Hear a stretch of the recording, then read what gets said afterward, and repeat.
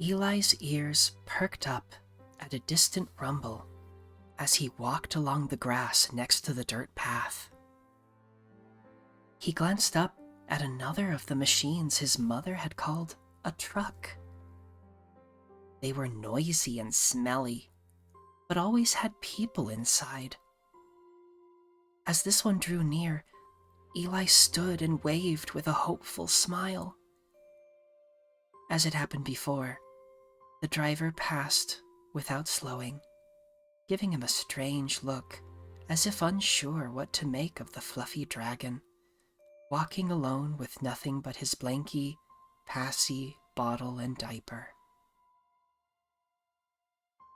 Eli sighed as he lowered his hand, wishing someone would stop to talk to him. It had been some time since he'd had someone to talk to. He continued his journey, trying to think instead of the soft feel of grass beneath his paws, the sweet smell of wildflowers, and the gentle hum of insects. Eli wasn't sure yet where he was going. He only knew he needed to see more of his new home. A week ago, his mother had pulled him into a long, warm embrace. He still remembered the softness of her fur against his, as she explained she needed to leave him for a time. "But Mother, where will you go?" he asked. "Back to our old home among the stars," she said. "How long will you be gone?" "I don't know, but I will return as soon as I am able." "What shall I do while you are gone?" With a sad smile, his mother responded, "How will you keep from getting lonely?" Tears pricked at his eyes, and Eli squeezed her tight as his voice trembled. "When I'm lonely, I'll suck on my passy and go to sleep, and dream that I'm with you." The evening she left, Eli had cried longer than ever before. Now, days later, he still missed her terribly, but he was determined to use the chance she'd given him to learn and grow in his new home. He only hoped he wouldn't have to do it alone for much longer. The sun was setting once again, and Eli performed his nightly ritual of finding a patch of grass to lie on. Then, as he'd done every night for the past week, he sucked on his passy and searched for his mother among the stars until his eyes gently closed. With a yawn, Eli awoke the next morning, but something was different. He shivered as something tapped repeatedly against his fur. He squinted, searching the morning sky for the sun, but couldn't find it. Only a thick layer of puffy gray clouds hung in the air. As he looked up, there was a tap, tap, tapping against his nose, and he blinked when something touched his eye. Water droplets fell from the sky. Lots of them. Eli held out a paw and watched the tiny drops collect until they formed a small puddle and spilled over the sides. It was raining.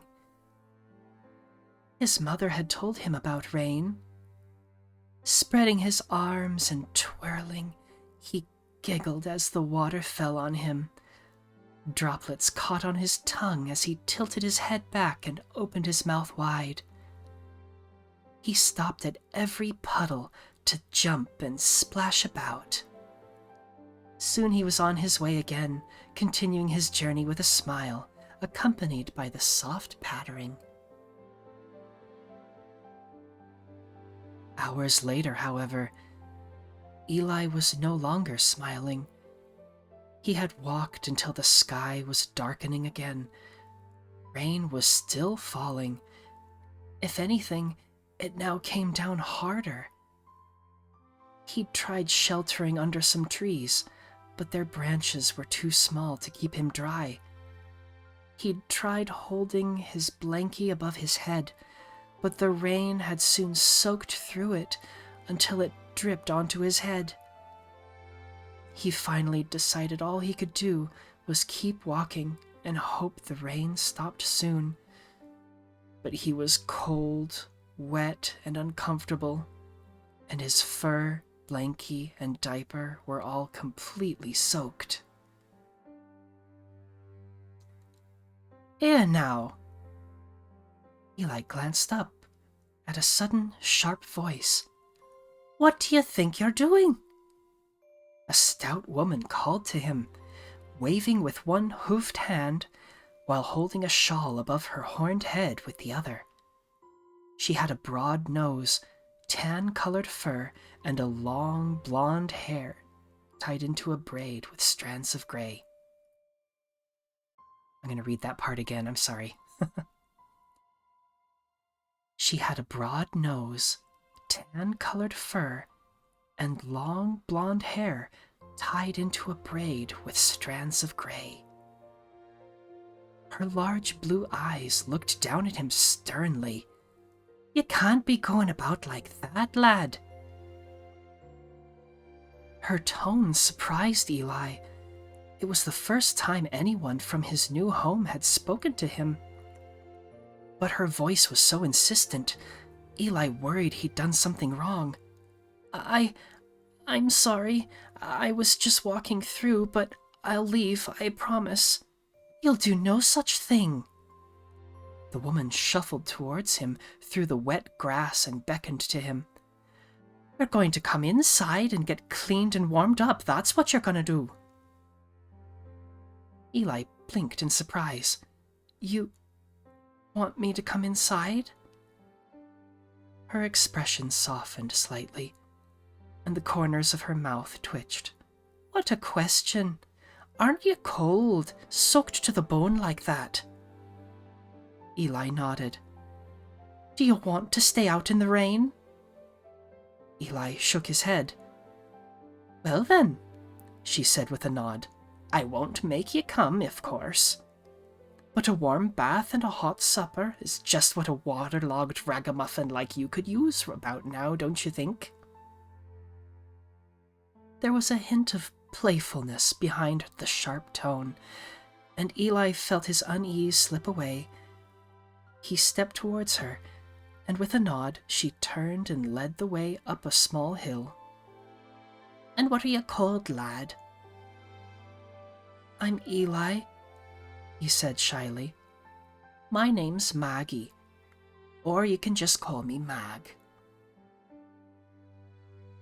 Mag led them to a small house in the middle of the grassy field.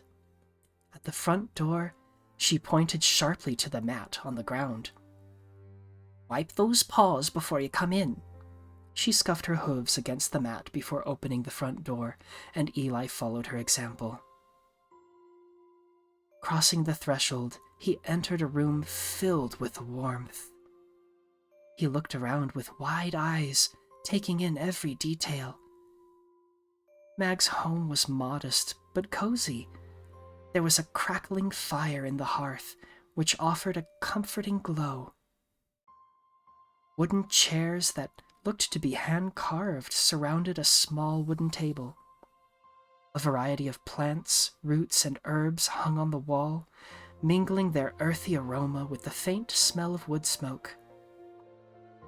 A rocking chair and sofa sat near the hearth, covered in thick blankets and crocheted garments. It was the first time Eli had seen the inside of such a home. It was all so welcoming and wonderful. Mag removed the damp shawl from her head and shoulders and draped it over a rack near the hearth to dry. Then she led him to another, smaller room. Inside was a large tub, which Mag began filling with warm water. After showing him how to control the water, she said, "Get yourself cleaned. Towels are over here." She gestured to a stack of fluffy towels on a small table nearby. She took his wet blankie before leaving the room and pulling a curtain across the doorway, offering Eli some privacy. After filling the tub, Eli took off his soaked diaper and stepped gingerly into the tub. The water felt hot against his toes at first, but after waiting a few moments, he carefully lowered himself in. The water felt wonderful. Eli and his mother had bathed in a refreshing river before, but it was nothing like this. He'd never imagined he could feel this warm everywhere at once.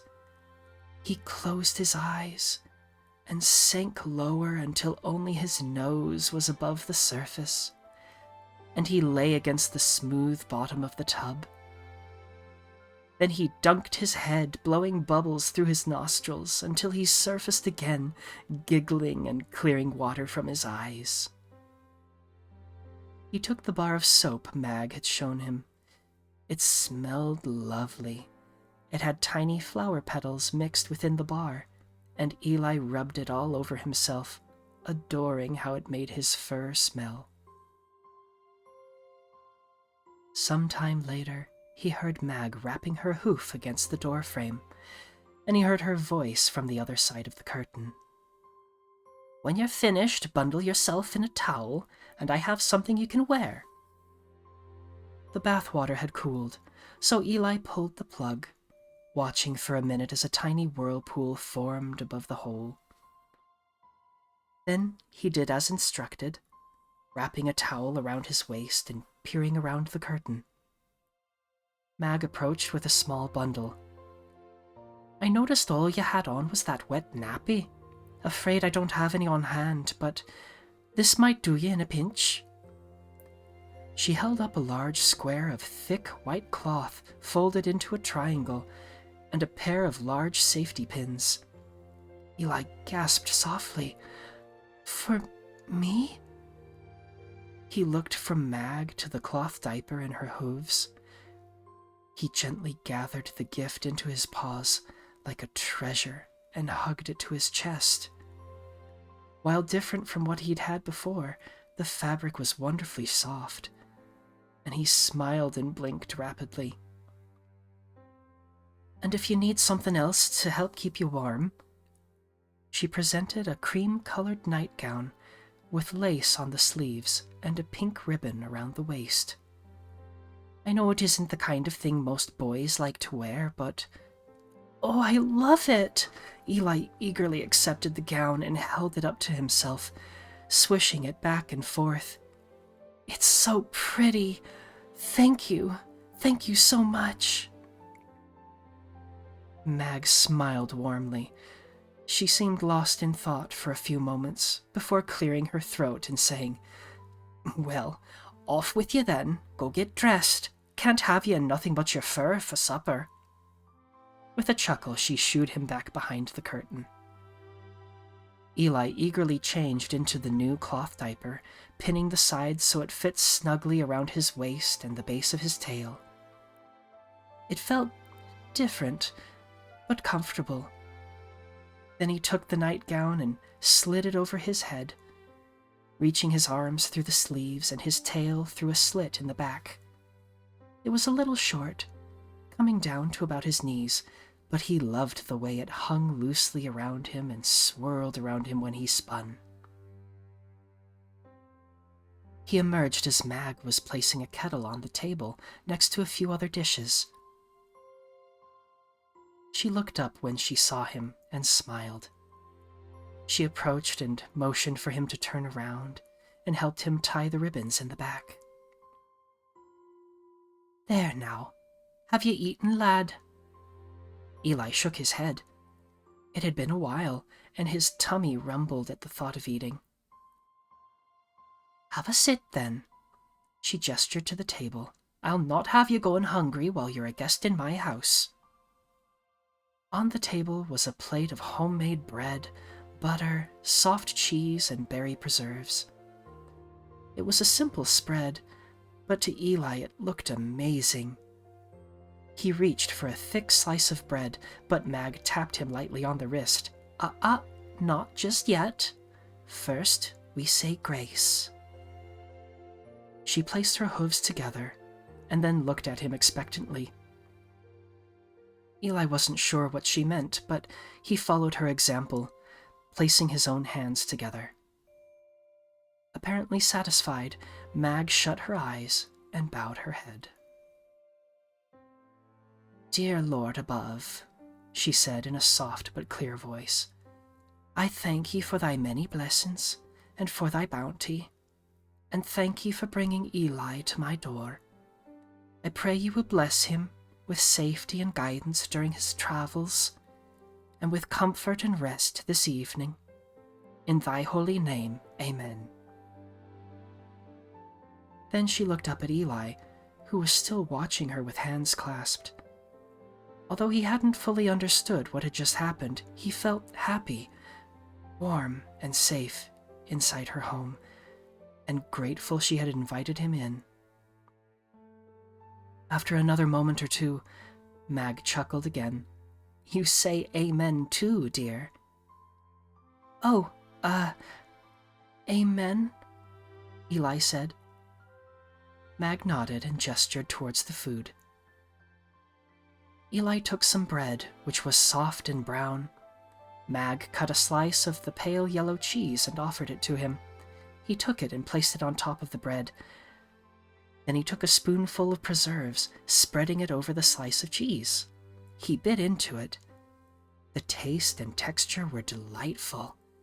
The bread was chewy and nutty, and the cheese and preserves were at once sweet, tangy, and savory. Mag placed a clay cup in front of him and poured amber liquid from the kettle. Eli sipped the warm drink. While the food tasted bold and exciting, the drink was mild and soothing. It had a floral taste to it, with a hint of honey. It warmed his throat and his stomach as he drank. As he reached for another slice of bread, Mag clicked her tongue. "You eat like a little piglet." She pulled out a cloth from her apron and wiped his cheek. "And right after your bath," she said with a shake of her head, but also with the hint of a smile. Eli didn't mind. In fact, the feel of the warm cloth reminded him of how his mother would nuzzle him, and he turned his face to allow Mag to clean his other cheek. The food was soon gone, and Eli stifled a yawn. After a long day of walking, the warm bath, the satisfying meal, and the soothing drink, he now felt sleepy and relaxed. It was still raining outside, and Mag insisted she didn't want him setting one paw out while it was still cold, dark, and wet. She led him towards the hearth, which had now burned down to the soft glow of orange coals. Pointing to the couch near the hearth, she said, "You should be plenty warm, but there are blankets if you need them. You just lie down and rest for the night. We'll decide what to do with you in the morning," she said with another fond chuckle. Eli did as he was told and lay down on a feather pillow that felt as soft as starlight. Mag, meanwhile, sat down in the large chair on the other side of the hearth. She collected a skein of yarn and began crocheting. He lay there, listening to the soft sound of rain on the roof, the occasional pop from the fire, and the soft rustling from Mag's chair. "Mag?" Eli said, his voice faltering. "Yes, lad." Feeling somewhat bashful, Eli said, "Thank you for everything, and for, well, taking care of me like..." kind of like a second mother." She stopped crocheting and looked at him with her mouth slightly open. Eli wondered if he'd said something wrong. But then she smiled, with her eyes sparkling. She stood, crossed the room, and bent down to gently kiss him on the forehead. Eli thought he felt a raindrop land on his cheek, but when he looked up at Mag, he saw the trail of a single tear down her face. "You're most welcome, Eli. It's been years since I've had my little ones at home. It does me good to have you here, and you can stay for as long as you need." After ruffling his head fur, she returned to her chair. As she sat, Eli put his passy in his mouth and glanced up, imagining he could see past the ceiling and clouds to the heavens beyond.